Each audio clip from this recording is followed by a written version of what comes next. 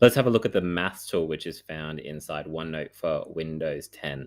The Maths tool is essentially like a calculator, but it's quite powerful, helps you in solving steps.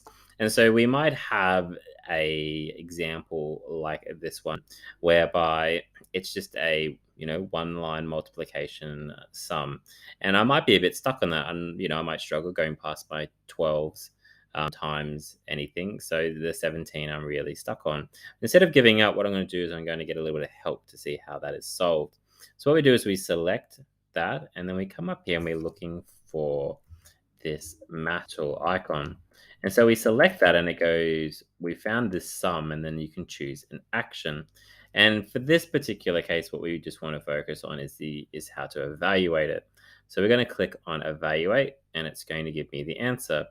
And sometimes you can click on show the steps. And what I can actually do is I can drag those steps out as well and have them saved on the page for me to remember.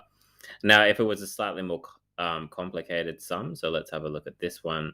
And what I'm actually going to do for this one is I'm going to change it a little bit and make it slightly more complicated for the computer.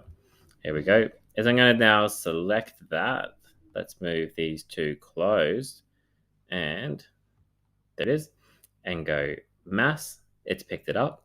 Let's go to evaluate. There's the answer, but what I'm really interested in are the steps, because this is a two-step sum, so there are two lines to solve here. A couple of things that you're going to be able to do is use Immersive Reader as well, to help you if you need assistance in reading that out. But don't forget, we can also click and drag that out.